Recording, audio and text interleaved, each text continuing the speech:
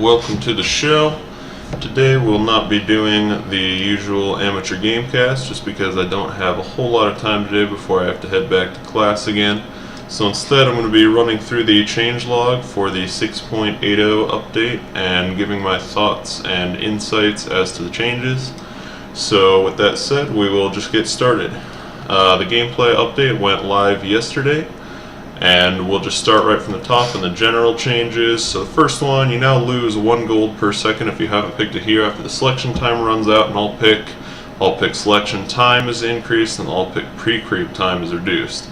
So obviously all pick changes don't really affect the competitive scene a whole lot, but I think it is a good change for pub games.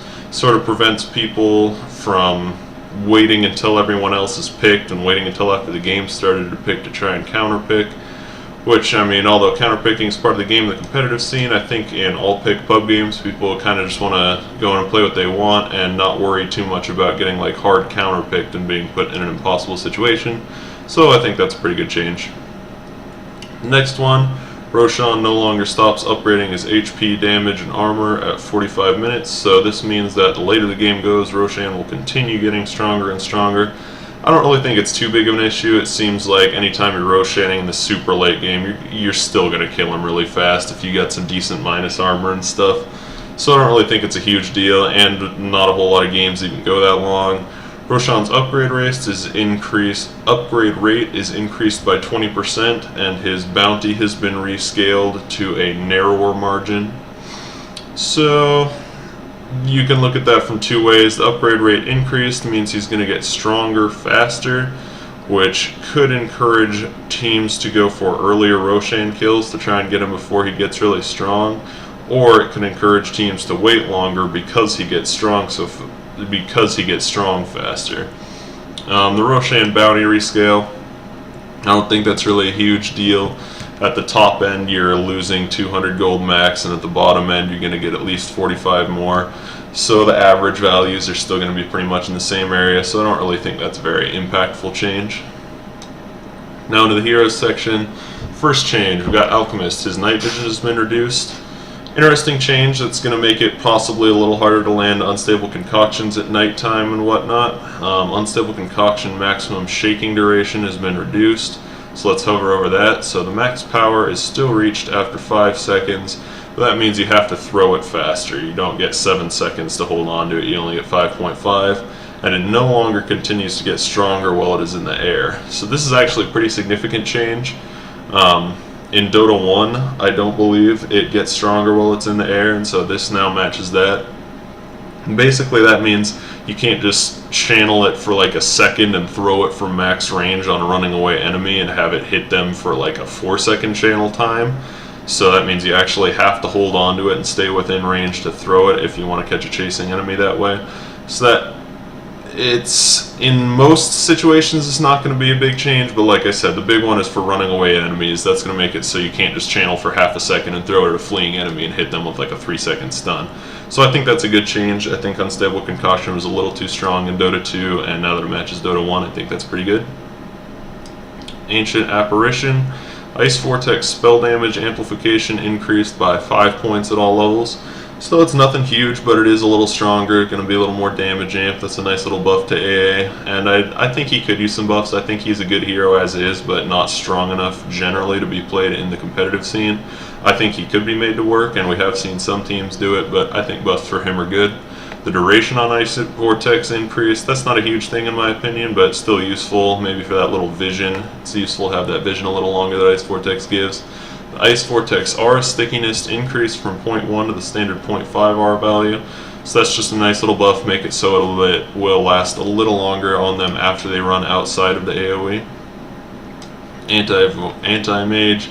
Mana Void Radius increased from 300 to 450. That is actually a pretty significant increase to the AoE.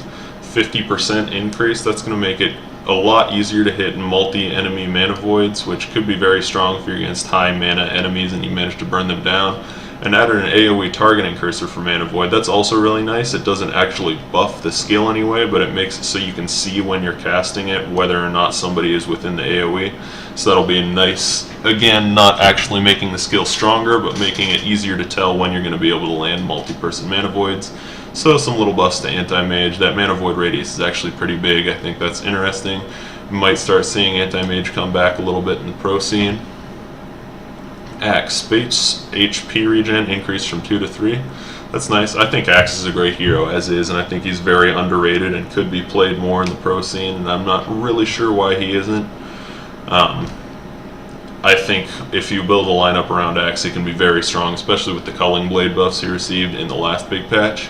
But base HP regen increase, that's going to help him sustain in lane or in the jungle a little better wherever you want to run him. Berserker's call duration increased, not by a huge margin. I think the biggest difference, or the most important difference, is that level 1 difference. You get an extra half second, so Berserker's call is now 2 second stun at level 1, which is very nice.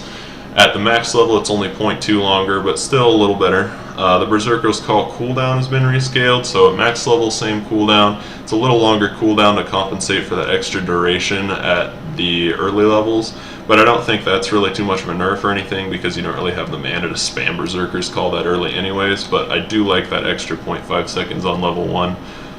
I think that makes him a more viable hero, especially if you're wanting to go for like an early smoke gank into the enemy jungle, that level 1 smoke gank. If you could manage to get Axe in close, that could be a multi-person 2-second disable at level 1, which is really nice. Batrider, attack animation time improved from 0.5 to 0.3. The way I see it, this sort of brings him back to where he was before the damage nerf. Now he's got that lower damage from the damage nerf, but has a faster attack animation. So that will, I think, sort of even him back out to where he was a little bit. Obviously, the less damage isn't as great for harassing enemies, but that faster attack animation should bring him about back to where he was on last hitting. Batrider hasn't really fallen out of favor that hard anyways after the nerfs, so I don't think that's really too impactful of a change. Beastmaster. Call of the Wild Hawk duration reduced and the Call of the Wild Boar duration reduced to 60 at all levels, but you no longer destroy previous summons on casts. With the current cooldowns and durations, that means you can have up to 2 Hawks and 2 Boars active at one time. I think that's pretty cool. The 2 Boars could be great for harassing in lane. That might make him a stronger mid laner and a more popular pickup. And you could scout both rune locations or rune and Roshan with your 2 Hawks or anything like that. So I think those are pretty good changes to Beastmaster. I think that actually makes him quite a bit more powerful if you're good at microing the summons, so I like those changes. Bloodseeker. Thirst bonus speed and damage rescaled from 7 blah blah blah to 5. So it's a little weaker early at level 1, but then it's stronger at the subsequent levels, and so that's just going to give him a little more damage. Bloodseeker's still not really picked very often at all in Pro Dota. I think he's a cool hero. He is hard to make fit into a lineup, but I think he can work well if you build a lineup around him. This is just going to give him a little more damage, and he now gets the full hero kill benefit instead of only half if he is within the 325 hero AoE. Let me talk to this friend real quick.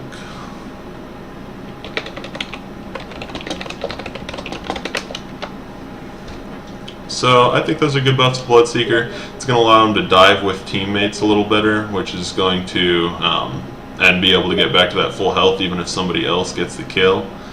Brewmaster, Primal Split cooldown reduced from 180, 160, 140. So basically it's been completely reduced. It now has the same cooldown at level 1 as it used to at level 3. I think Brewmaster's good here, especially like that recent Ags upgrade he got where he can use the Thunderclap on the Earth Panda. I think that's really strong, being able to double Thunderclap. And possibly with this cooldown reduction, we might see him come back into favor a little bit. It's not a real popular pick right now, but I wouldn't mind seeing him come back, so I think that's a good buff for Brewmaster. Bristleback, base damage reduced by 4.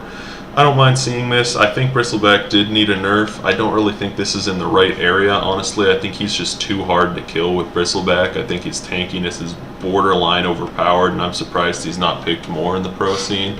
He's just very, very potent laner if you go high levels in that Bristleback early, because it's just nigh on impossible to kill him without multi-person rotations from your team. But I am glad to see him get nerfed. I don't think it's quite in the right area, but nerfs Bristleback are a good thing in my opinion.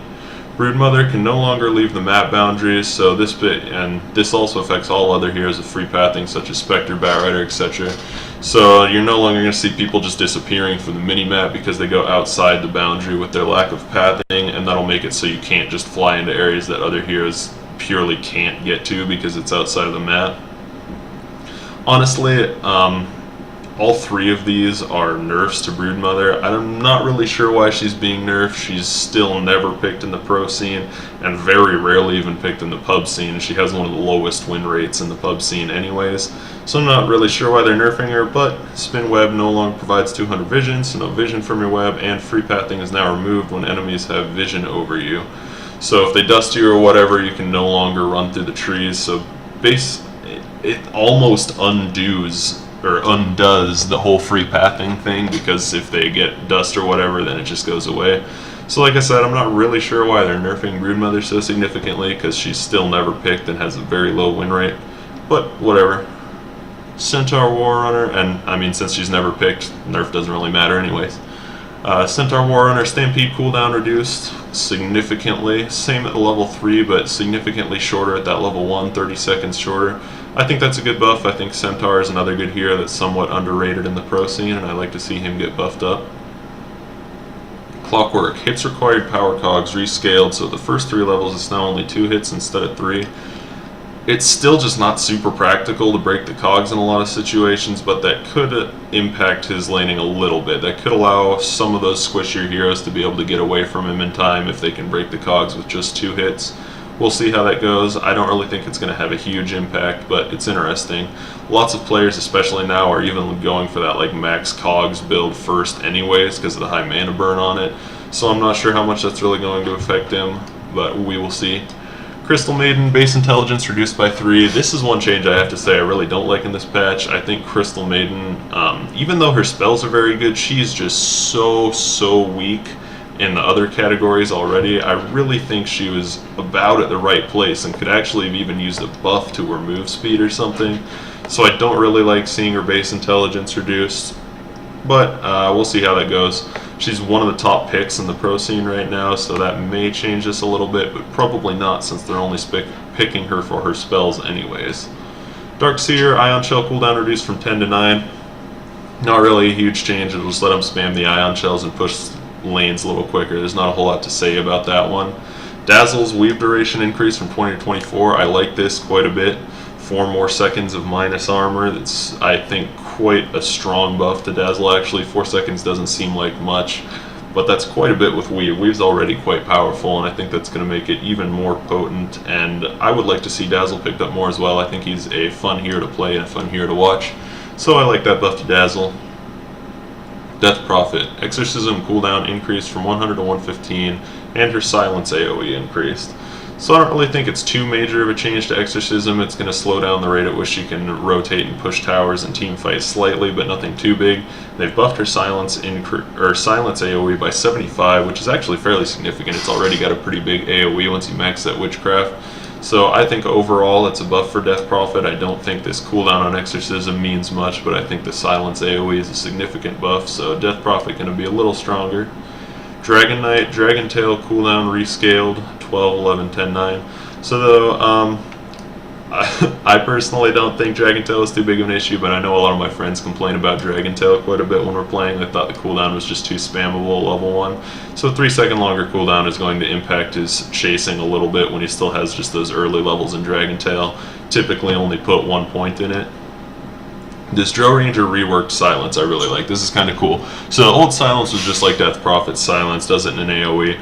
The new one shoots a Silence wave out. So it's sort of like Death Prophet's Crypt Swarm in the way it just shoots a wave out. And it silences everyone that the wave hits for the same duration as the old Silence. I think it's going to be easier to hit more people with it, obviously, because you can hit a big line instead of just the AoE. And it knocks people back that you hit.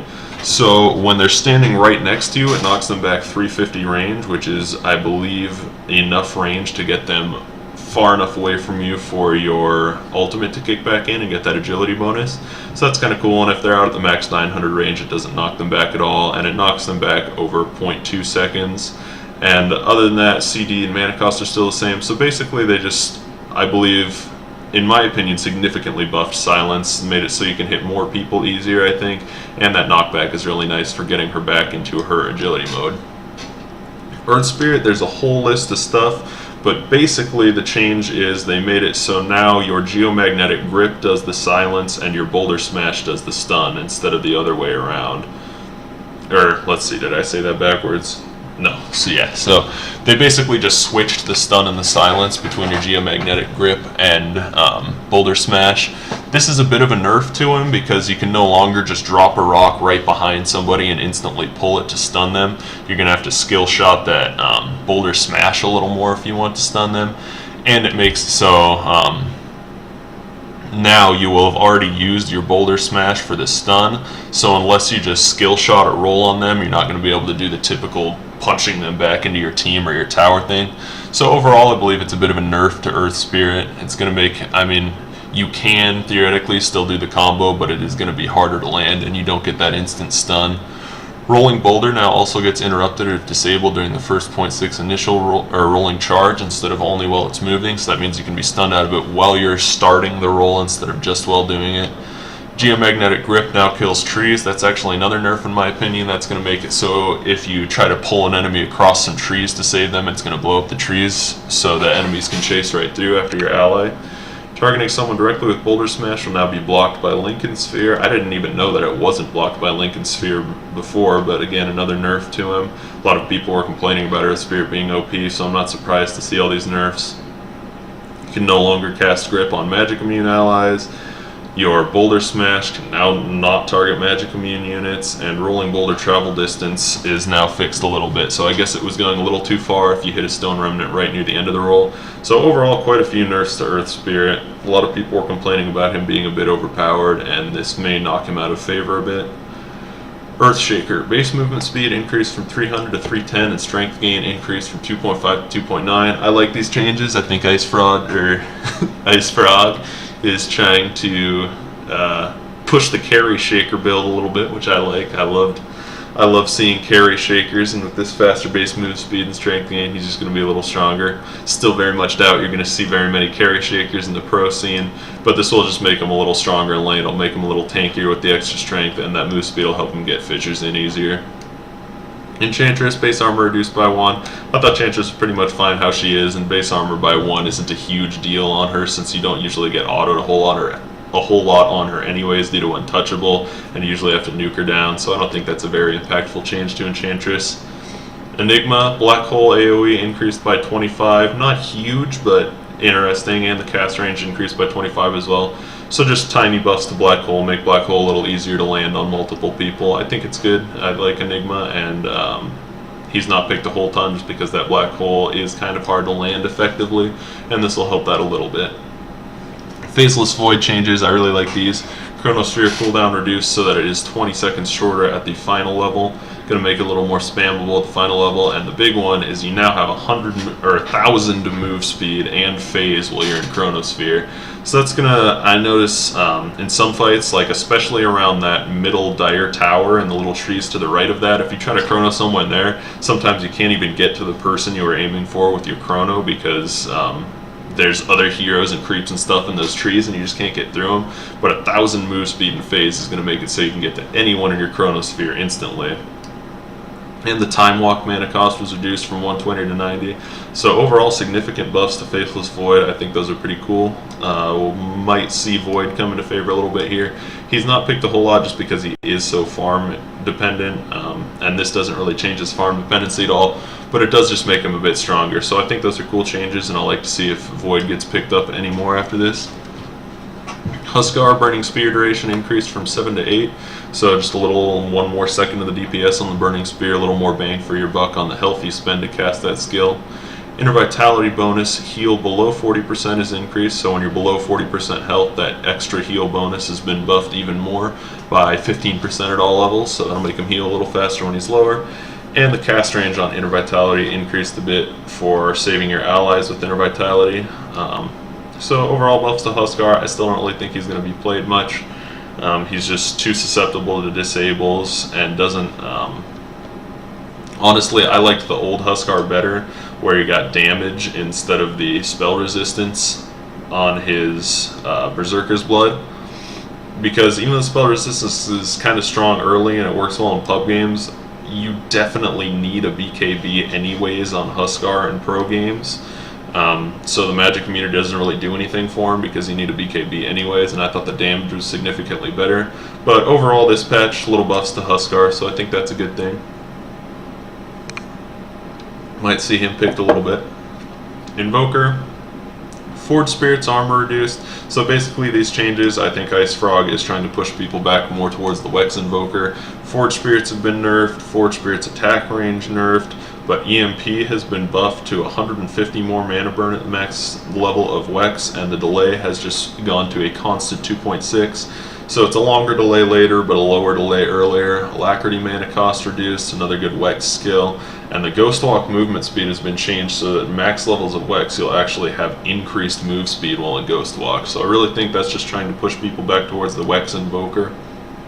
Invoker's still not a super popular pick, though he has been seeing some play lately in the pro scene with the old Forge Spirits Ice Snap build, but this might encourage some people to try out the Wex build on him a little more. Jakira's gotten some interesting changes. Ice Path damage has been rescaled to a constant 50 at all levels, so it's 25 stronger at level 1. Nobody uses the Ice Path for damage anyway, so I don't really think that matters a whole lot. Liquid Fire DPS increased by 5 at all levels. I think that's kind of cool. Liquid Fire is already a really strong skill, especially for pushing towers and stuff, and that's going to make it even stronger. Dual Breath burn and slow duration have been increased from 4 to 5 seconds, and the DPS on the Dual Breath has been increased significantly. And the Dual Breath damage interval now goes every 0.5 seconds instead of just 1, and the Dual Breath attack speed slow has been increased as well. And the reason they've increased this duration of damage so much is because the impact damage, there's no like initial burst on Dual Breath anymore. It does more damage overall, but it won't be that instant burst damage. It's all DOT now. So overall, I think buffs to Jakiro, that extra damage on the Liquid Fire I think is really cool, and the Dual Breath longer duration of slow and more attack speed slow. Juggernaut, Blade Fury cooldown reduced slightly. I don't really think that change is going to change anything about him. I think he'll pretty much still be played just about as often as he is now, which is not very often. So I don't think that change is much worth talking about. Keeper of the Light, Mana Leak stun increased to a 3-second stun at max level. Keeper of the Light actually hasn't been real popular lately. He was real popular for a long time in the pro scene, but he's sort of fallen out of favor for whatever reason. But that Mana Leak stun duration increase, it's a significant buff actually. It's 0.8 seconds longer at the max level, and a 3-second stun on a non-ultimate is pretty rare, so I think that's a pretty decent buff to Keeper of the Light. Legion Commander, Moment of Courage now only procs 1 extra lifesteal attack.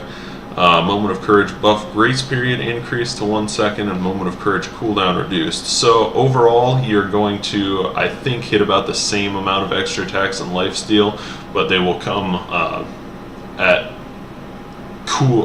smoother intervals rather than hitting like this big burst and like 4 attacks proc. I was really confused when I first saw those multiple attacks happening like they were, because that is not how it works in Dota 1, and I think they could have labeled some of these as fixes instead of just changes, because I just don't think Moment of Courage was working as intended, because it did not seem the same as it was in Dota 1.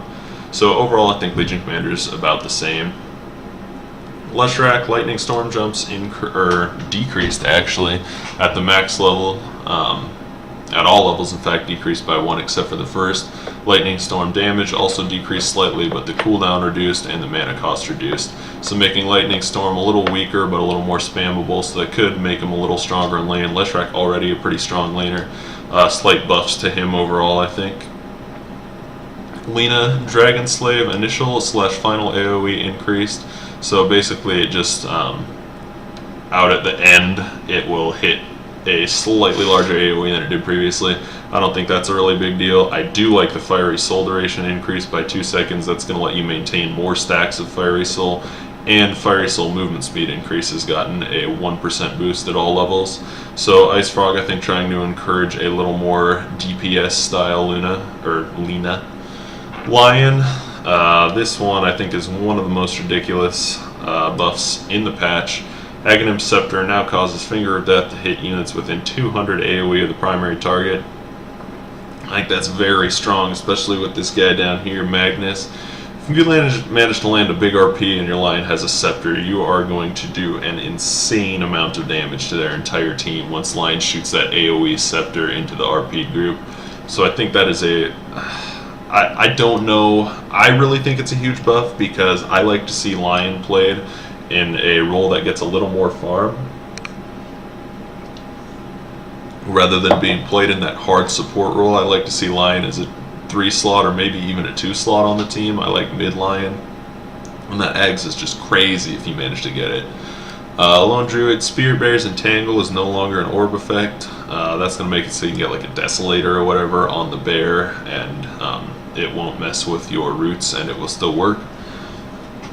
Significant buff overall. I think Desolator is really going to be the main item choice on the bear.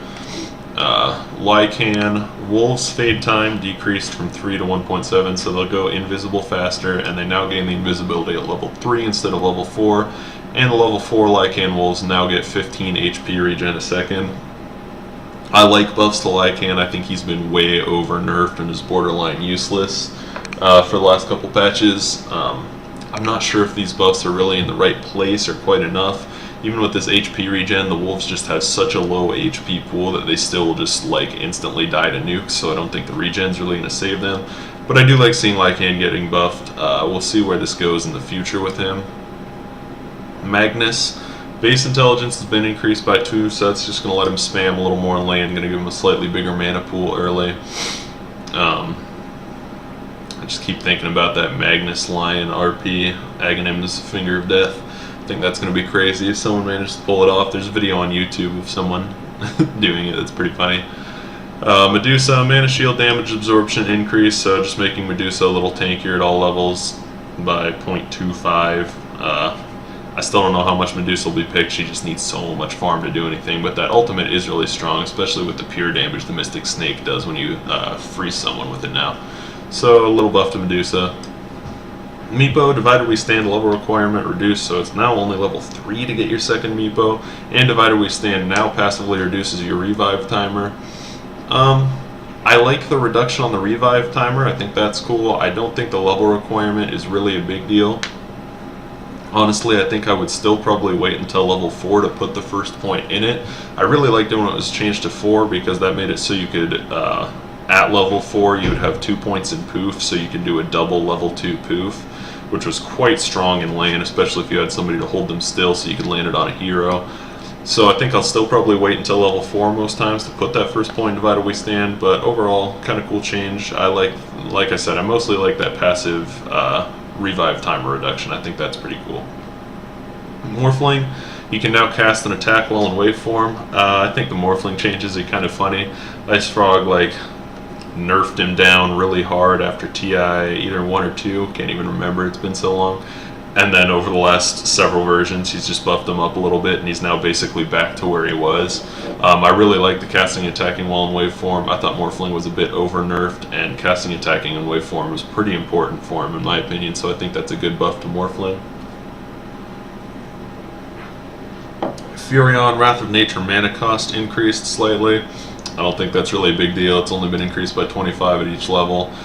Could say it might let him spam a little less, but Furion doesn't really have mana problems once it gets a few minutes into the game anyway, so I don't really think that's a big deal.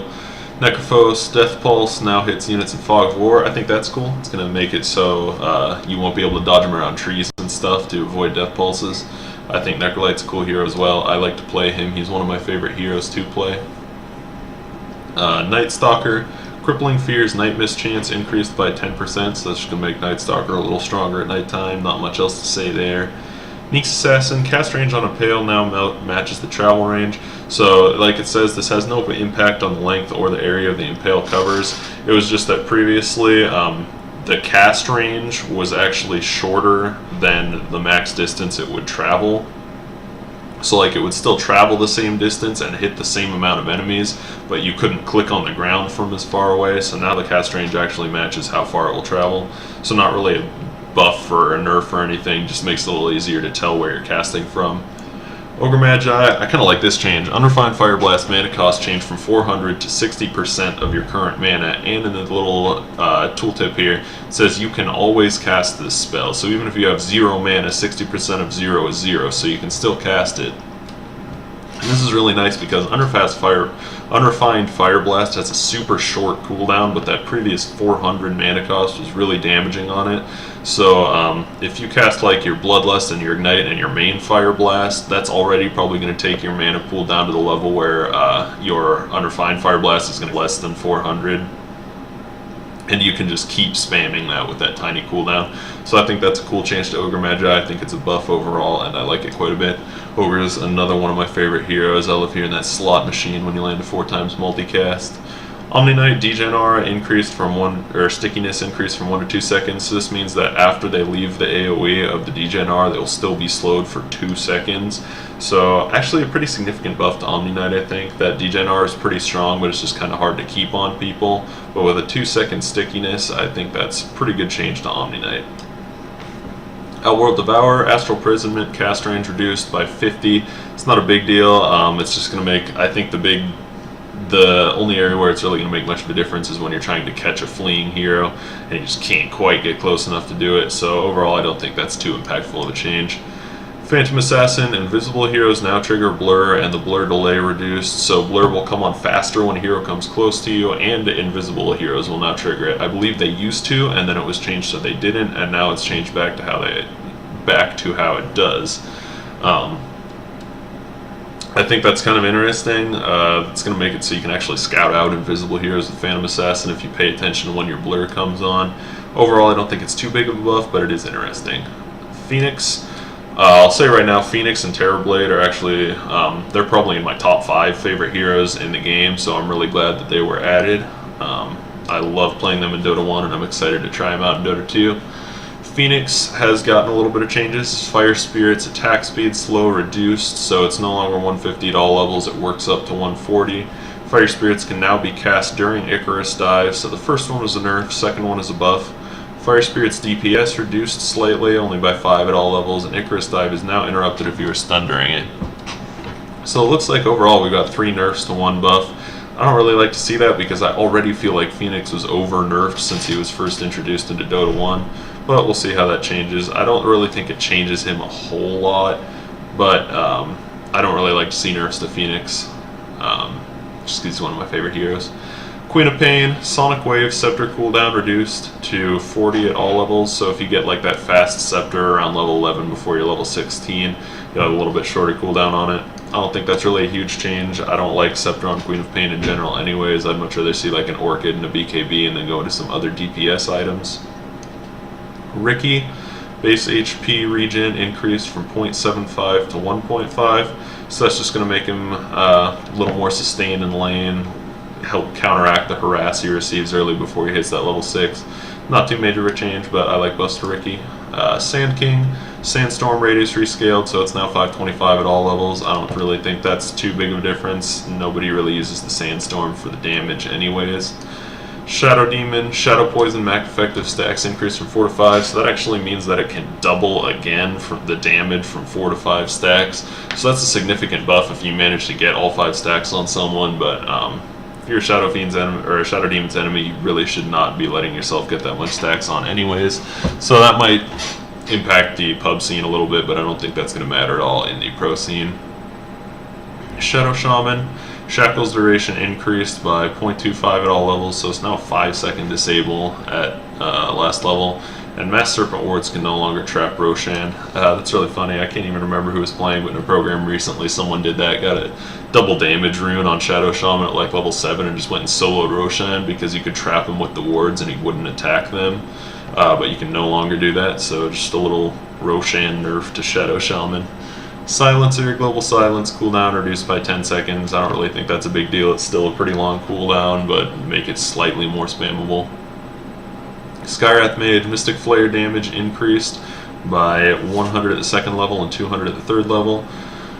Again, I don't think that's really too impactful. You rarely land a full duration one anyways, and Skywrath just not super popular pickup regardless. Slardar's bash damage has been increased pretty significantly at the final level. Does 30 more damage at the highest level, so those are pretty strong bashes now. Slardar's a hero that I also think is very underrated. He has actually been seen in a couple pro games recently, but he isn't picked as often as I think he should be, so I like buffs to Slardar. Slark, pounce damage reduced slightly, and Shadow Dance cooldown reduced as well. So overall, not much of a change to him really. Like I said, this isn't too much of a damage nerf and too much of a cooldown reduction, so I think he's going to stay at about the same place he is now. Sniper, take aim bonus range increase, so it is now 80 longer at the max level. Sniper is just going to be hitting from a ridiculously long distance. So a little buff to Sniper. I still don't think you'll see him picked more in pro games, but I like playing Sniper sometimes, so I like little buffs to Sniper. Spear Breaker, you now gain vision over your target while casting Nether Strike. So you can no longer fog dodge the Nether Strike, but obviously he still doesn't have the magic immunity he used to, so you can stun him out of it. I don't really think that's going to impact how much he's played at all or anything. Storm Spear, base move speed slightly reduced. Again, I don't think that's very impactful, maybe in rune races before level 6, but not a big deal. Sven, base armor increased by 3, so that is actually going to make him quite a bit tankier in lane. And Warcry cooldown reduced slightly at all levels, so it looks like 4 seconds at all levels it was reduced. So that's going to be a little more spammable, that's nice. I really think Sven was pretty much okay where he is, but he's going to be quite strong in lane now with that 3 base armor increase. Terrorblade, like I said, Terrorblade and Phoenix some of my favorites, and they buffed him before he was even into Dota 2. So Sunder cooldown reduced by 20 seconds at max level and by 40 seconds at level 1. So that's actually a pretty strong buff, and the big one is Sunder is no longer partially blocked by magic immunity. So, you can now swap life through BKB, which I think is very, very strong. And reflection cast range increased by 25. That's not a huge one. I think the big one is this Sunder no longer being blocked by BKB. That makes Terrorblade even harder of an anti-carry carry. Very, very strong. I'm interested to see how much Terrorblade and Phoenix as well will be picked in the pro scene now that they've come to Dota 2.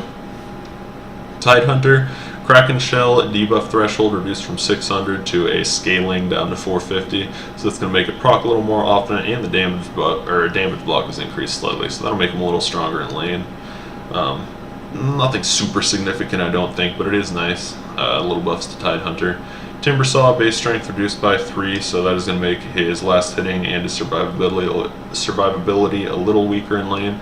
Timbersaw, super popular pick right now. We'll see if that changes it at all. I don't really think it will that much. It's not too significant of a nerf, but it will make him a little weaker in that early laning stage.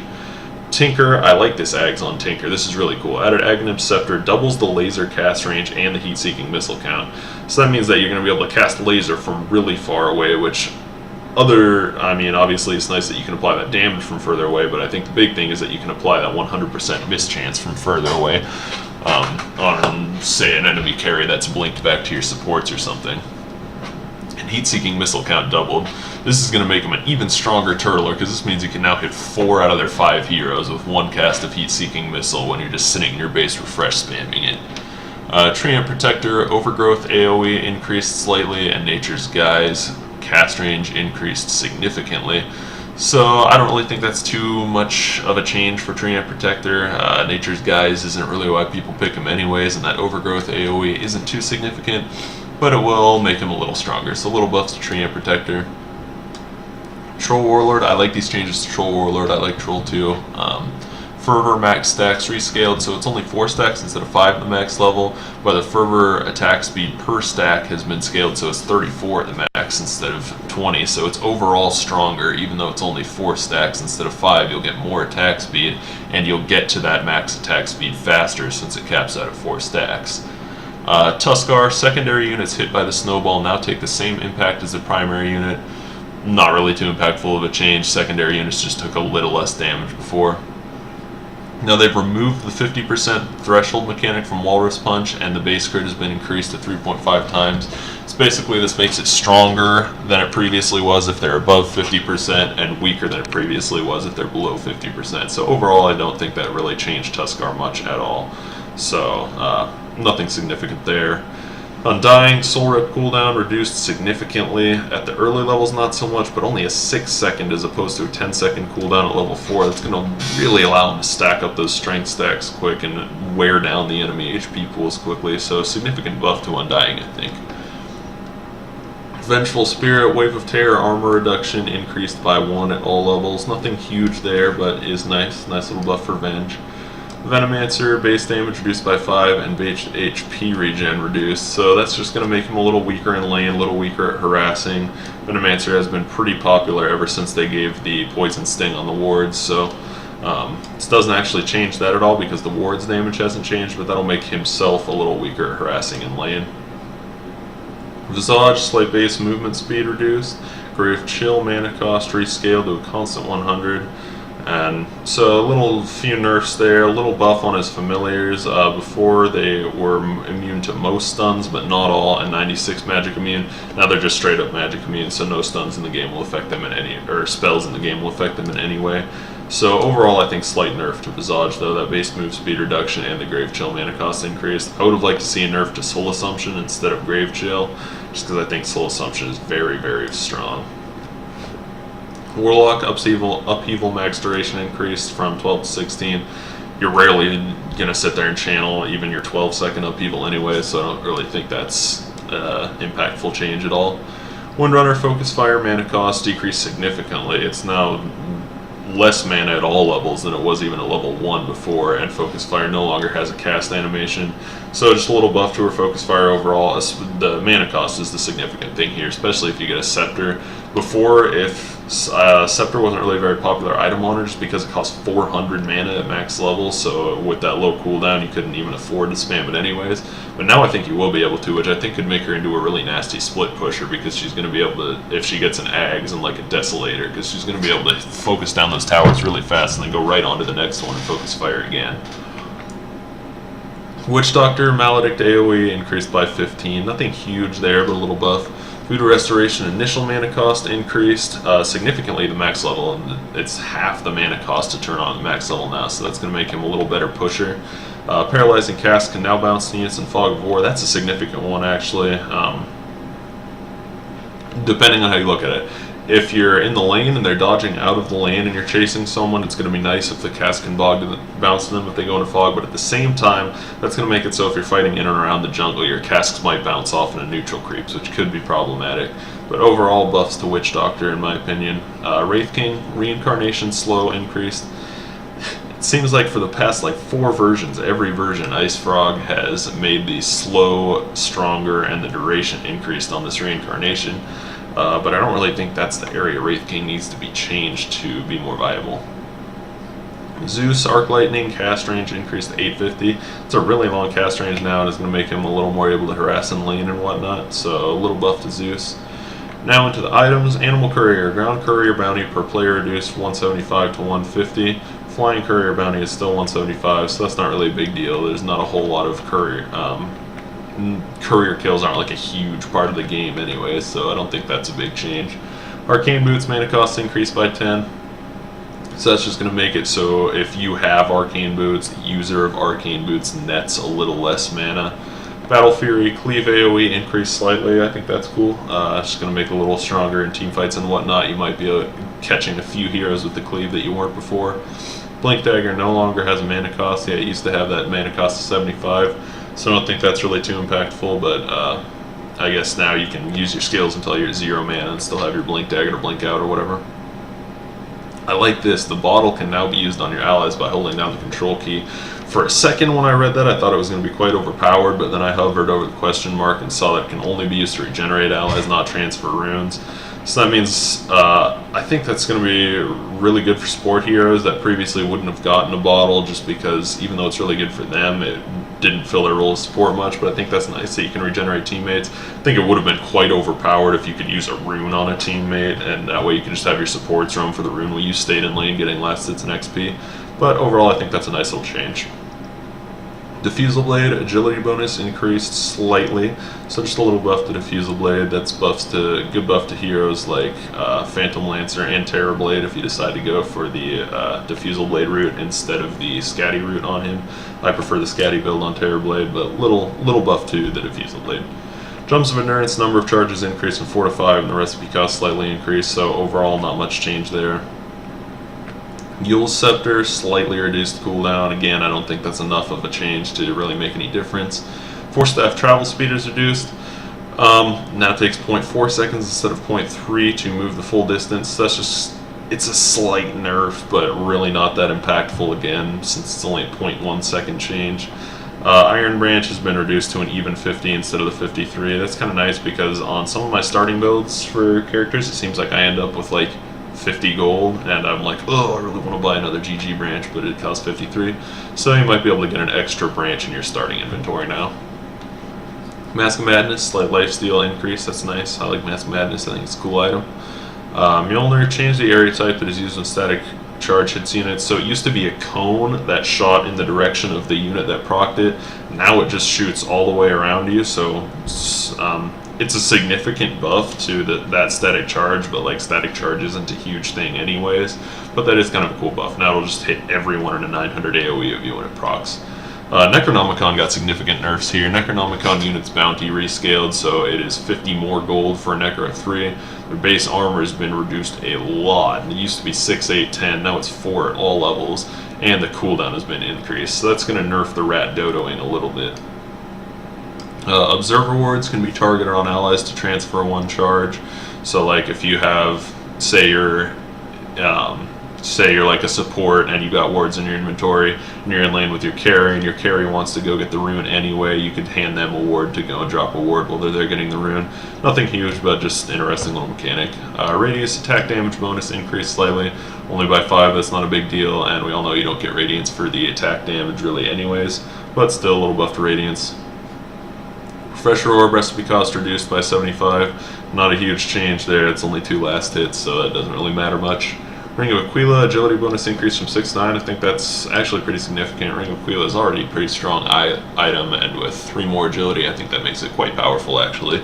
Good laning item especially. Rod of Atos, HP bonus increased by 25. I think Rod of Atos is really strong as is, and is a very underrated item, and now you get even more HP from it. Sanjin Yasha, slight increase on the slow strength and a 1 second increase on the slow duration. So nothing huge there. Essence Wino is super popular pickup, but a little stronger.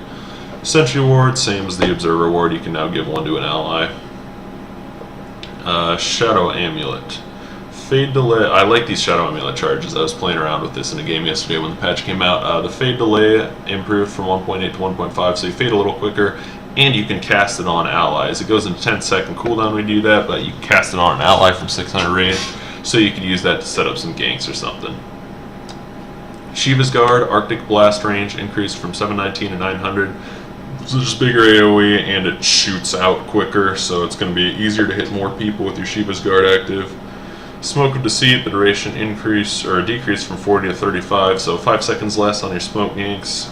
If you haven't found anyone in those 35 seconds, then you're probably not going to find them by 40 seconds anyway, so I don't really think that's a very impactful change. TP scrolls, stacking delay decreased, so it's no longer quite such a huge long TP delay when there's multiple people teleporting in the same area. And you can now teleport 50 units further from the tower that you targeted, so you can get a little further into those trees or whatever you want to do. Tranquil Boots, move speed increased yet again. These Tranquil Boots have just been buffed and buffed and buffed. So move speed is up to 90 now, and HP regen is now 12 per second when it's not disabled. It's a little buff to Tranquil Boots.